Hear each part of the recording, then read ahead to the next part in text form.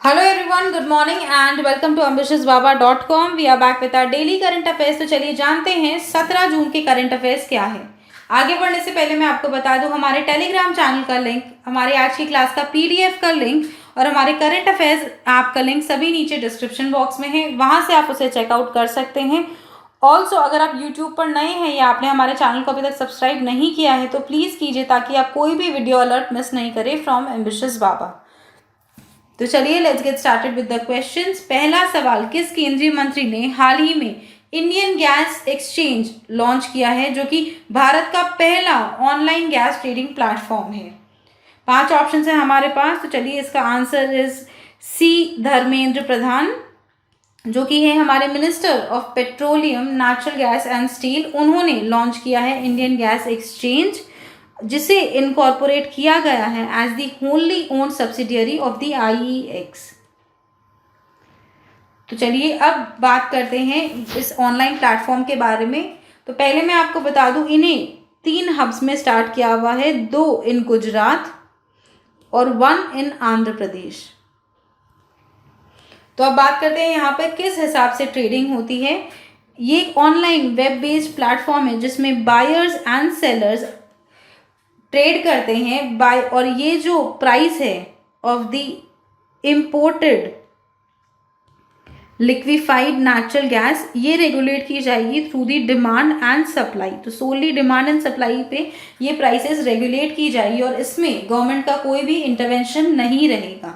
सो ये एक बहुत अच्छी मूव है जिससे फेयर प्राइस मिलेगी to both the buyers and sellers. And also इसमें डिलीवरी को लेके काफ़ी ईज हो गई है। मतलब अब जो बायर है वो डिसाइड करेगा कि उसे डिलीवरी कब चाहिए, अगले दिन या अगले महीना। बिकॉज पहले डिलीवरी डिसाइड करता था सेलर, और जिसे नॉर्मली लगता था 6 months to 1 year डिलीवरी में। तो ये एक विन विन सिचुएशन है और ये काफ़ी सिमिलर है to the BSE and NSE, जहाँ पर जैसे स्टॉक मार्केट पे शेयर्स ट्रेड होते हैं, सिमिलरली वैसे ही ट्रेड किया जाएगा यहाँ पे। तो चलिए बढ़ते हैं हमारे सेकंड क्वेश्चन की तरफ। उस डिवाइस का नाम बताइए जो सरफेस और एयर माइक्रोब्स को किल करता है, जो हाल ही में minister of state for home affairs G Kishan Reddy ने हैदराबाद में लॉन्च किया है। चलिए इसका आंसर इज डी, जर्मीवैन। और इसे डिज़ाइन किया गया था, 2 लोगों ने डिज़ाइन किया था, उनका नाम है GS Chakraborty and GS Sirisha.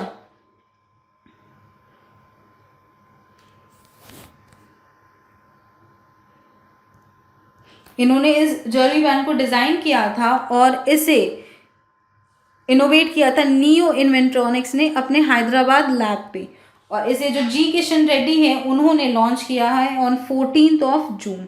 तो चलिए बात करते हैं जर्नी वैन अब काम कैसे करता है। इसमें UV यानी कि अल्ट्रावायलेट BCD कंपोनेंट्स है, जिसमें जो फोमाइट्स है यानी कि सरफेस में और हवा में जो माइक्रोब्स है उसे 99.99% तक ये किल कर देता है, जिसमें कई सारे हार्मफुल कीटाणु वगैरह उनका नाश हो जाता है। और ये बहुत ज़्यादा यूज़फुल है बिकॉज अभी कोरोना बहुत ज़्यादा फैला हुआ है, इसीलिए बहुत ज़्यादा यूज़फुल रहेगा for isolation wards, quarantine centres and hospitals. Also मैं आपको बता देती हूँ कि जो जर्मी वैन है, ये डिवाइस बड़े सर्फेसेस को क्लीन करने में बहुत ज़्यादा आसानी होगी। ये एक बार में up to 900 to 1000 square feet तक का एरिया को क्लीन कर सकता है। तो चलिए बढ़ते आगे हमारे तीसरे क्वेश्चन की तरफ। तीसरा सवाल, भारत ने 12 देशों के साथ कोविड-19 पर गलत सूचना का सामना करने के लिए इनमें से किस संगठन की वेरीफाइड पहल का नेतृत्व किया है। 5 ऑप्शन है हमारे पास। A, United Nations, B, Asian Development Bank, C, IMF, D, AIIB या फिर ई, वर्ल्ड बैंक। तो चलिए इसका answer is A, United Nations. तो चलिए अब इस बात कर लेते हैं उनकी ये क्या पहल है। भारत ने 12 देशों के साथ मिलकर यूनाइटेड नेशंस का जो वेरीफाइड इनिशिएटिव है, जो कोरोना वायरस के कारण मिस इन्फॉर्मेशन जो फैले जा रही है देश विदेश में, उसको रोकने के लिए या उससे लड़ने के लिए ये एक नया इनिशिएटिव उन्होंने स्टार्ट किया है। तो चलिए बात करते पहले भारत के साथ कौन कौन से देश इसमें शामिल है। तो चलिए the name of the countries are Australia, Chile, France, Georgia, Indonesia, Latvia, Lebanon, Mauritius, Mexico, Norway, Senegal and South Africa. Total इस मूव को 132 मेंबर स्टेट्स ने एंडोर्स किया है कि इस इन्फोडेमिक, या इन्फोडेमिक का मतलब होता है कि कोई भी इंफॉर्मेशन जो देश विदेश में फैल रही है विच इज़ नॉट, जिसके जो कंटेंट्स है वो वेरीफाइड नहीं है, तो इससे लड़ने के लिए 132 मेंबर स्टेट्स ने एंडोर्स किया है। बिकॉज कोरोना वायरस से जितनी ज़्यादा डेथ्स नहीं हो रही, वैसे लोग अलग अलग एक्सपेरिमेंट ट्राई कर रहे हैं ड्यू टू मिस इन्फॉर्मेशन, और इसे रोकने के लिए यूनाइटेड नेशंस ने ये पहल की है। जो ये 132 कंट्रीज़ है, ये जो वेरीफाइड इन्फॉर्मेशन है अपनी कंट्रीज़ में फैलाएंगे ताकि जो मिस इन्फॉर्मेशन है उसे दूर की जा सके और वेरीफाइड इन्फॉर्मेशन लोगों तक पहुँचाई जा सके। तो चलिए बढ़ते हैं आगे हमारे चौथे क्वेश्चन की तरफ। चौथा सवाल, मर्त्यपुरा रे जमराज एक शॉर्ट फिल्म है जिसने हाल ही में अवार्ड मिला है at the international film festival 2020। वो किस स्टेट में फिल्म प्रोड्यूस की गई थी? 5 ऑप्शन है हमारे पास। A Telangana, B Orissa, C Andhra Pradesh, D Tamil Nadu या फिर ई कर्नाटका। चलिए इसका answer is B Orissa. Also मैं आपको बता दूं 2 जून को मनाया जाता है तेलंगाना फॉर्मेशन डे। ये 2014 में ये स्टेट फॉर्म हुआ था सेपरेट होके फ्रॉम आंध्र प्रदेश एंड तेलंगाना, और हाल ही में उड़ीसा को ISO सर्टिफिकेशन मिला है। भारत का पहला ऐसा राज्य बना है जिसे ISO सर्टिफिकेशन मिला है for tribal hostels. Also Andhra Pradesh के बारे में बताऊं, वहां के चीफ मिनिस्टर ने जगन्ना चेदोदू नाम की एक वेलफेयर स्कीम लॉन्च की है जिसके तहत 10,000 रुपीज़ फाइनेंशियल एड वो प्रोवाइड करेगी for the people of 3 communities every year starting July 2020। तो चलिए अब इस शॉर्ट फिल्म के बारे में बात कर ली जाए। तो चलिए इस फिल्म का नाम है मर्त्यपुरा रे जमराज, जिसका मतलब है यमराज ऑन अर्थ। ये फिल्म बनाई गई है कोविड-19 के ऊपर और इसे अवार्ड मिला है। तो अब बात करते हैं ये किसने बनाई है। ये फिल्म बनाई है by a group of people जो अंकुशपुर विलेज में रहते हैं ऑफ उड़ीसा के गंजम डिस्ट्रिक्ट में, और इन्हें एक स्पेशल ज्यूरी अवार्ड मिला है। ये 13 मिनट की रीजनल फिल्म है जिसमें कोरोना वायरस के संक्रमण को कैसे कंट्रोल किया जा सके या उसके कैसे लड़ा जा सके और ग्रामीण इलाकों में किस हिसाब के प्रिवेंटिव मेजर्स उसके लिए लिए जा सके वो बताया गया through her sense of humour. ये शॉर्ट फिल्म्स के ऑनलाइन फेस्टिवल में उन्हें इसे सम्मानित किया गया है ये अवार्ड देके। तो चलिए बढ़ते हैं आगे 5वें क्वेश्चन की तरफ। 5वां सवाल, इनमें से कौन है first observant Sikh to graduate from the US military academy?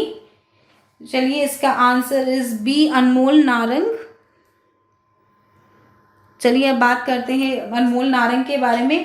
जो US के प्रेसिडेंट है डोनाल्ड ट्रंप, उन्होंने 13 जून को एड्रेस किया है 1107 ग्रेजुएट, जिसमें थी अनमोल नारंग, 23 साल की अनमोल नारंग, जिन्होंने हिस्ट्री कायम की है और वो बनी है फर्स्ट ऑब्जर्वेंट सिख जो ग्रेजुएट की हैं from the very prestigious United states military academy जो कि है वेस्ट पॉइंट पे।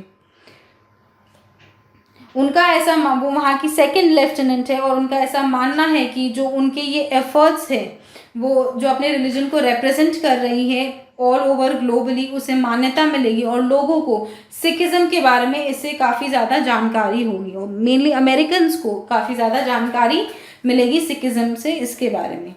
तो चलिए बढ़ते हैं आगे 6ठे क्वेश्चन की तरफ। किस पेमेंट्स बैंक ने हाल ही में सुरक्षा सैलरी अकाउंट लॉन्च किया है फॉर MSME?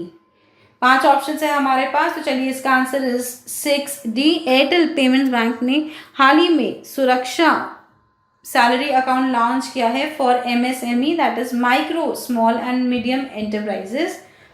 तो चलिए अब बात करते हैं सुरक्षा सैलरी अकाउंट के लिए। ये जो सैलरी अकाउंट है ये MSME के लिए मेनली है, जिसमें जो MSME ऑर्गेनाइजेशन है वो सैलरी डायरेक्टली ट्रांसफ़र कर सकती है अपने एम्प्लॉयर्स के अकाउंट में और इससे